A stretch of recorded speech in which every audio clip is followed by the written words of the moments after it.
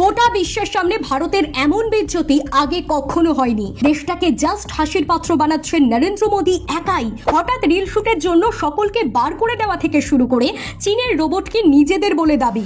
বিশ্বের বৃহত্তম এআই সম্মেলন করতে গিয়ে দেশের বৃহত্তম মূর্খামি সরকারের। রিল শুট করতে মত্ত নরেন্দ্র মোদী।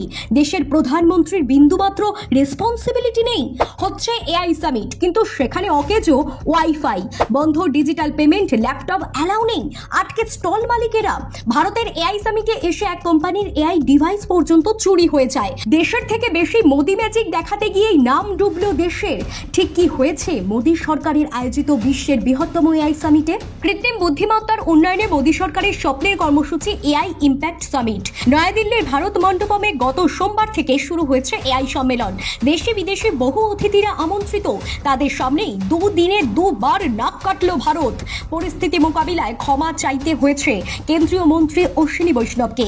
এই আন্তর্জাতিক সম্মেলন, যাকে বিশ্বের বৃহত্তম এআই সম্মেলন বলে দাবি করেছে মোদী সরকার, সেখানে ইন্টারনেট সংযোগই ছিল না। প্রথম দিনই ওয়াইফাই ঠিকমতো কাজ না করায় সমস্যার মুখে পড়তে হয়েছে অতিথিদের। এমনকি আটকে যায় ডিজিটাল মাধ্যমে আর্থিক লেনদেনও। আধুনিক তথ্য প্রযুক্তির ওপর ফোকাস করে হওয়া এমন একটি আন্তর্জাতিক সম্মেলনে কেন ইন্টারনেট ব্যবস্থা ঠিকমতো কাজ করবে না, তা নিয়ে প্রশ্ন উঠতে শুরু করেছে। অনেকেই সমাজ মাধ্যমে ক্ষোভ উগড়ে দিয়েছেন। এছাড়াও সর্বত্র অব্যবস্থার ভয়াবহ চিত্র দেখা গিয়েছে। এরপরই ওই দিন সন্ধ্যায় আরও এক বড় বিতর্ক তৈরি হয়। গ্রেটার নয়ডার বিশ্ববিদ্যালয় গার্ল গোটিয়াস বিশ্ববিদ্যালয়ের প্রেজেন্ট করা একটি রোবটকে কেন্দ্র করে। গার্ল গোটিয়াস বিশ্ববিদ্যালয় এআই সম্মেলনে একটি রোবট কুকুর প্রদর্শন করে। তার পোশাকি নাম তারা দিয়েছিলেন ওরিয়ন।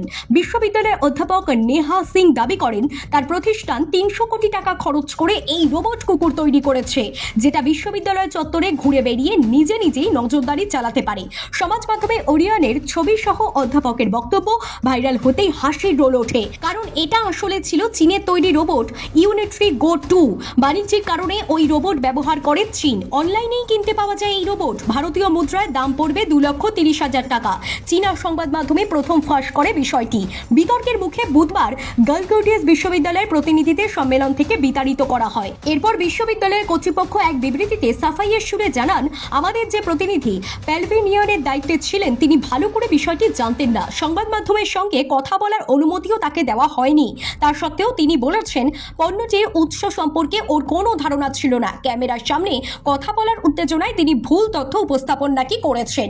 এছাড়াও বেঙ্গালুর ভিত্তিক একজন এআই স্টার্টআপ প্রতিষ্ঠাতা যিনি দিল্লিতে ইন্ডিয়া এআই ইম্প্যাক্ট সামিটে উচ্চ নিরাপত্তা অঞ্চল থেকে তার কোম্পানির এআই ডিভাইসগুলি চুরি হয়ে যাওয়ার অভিযোগ করেছিলেন।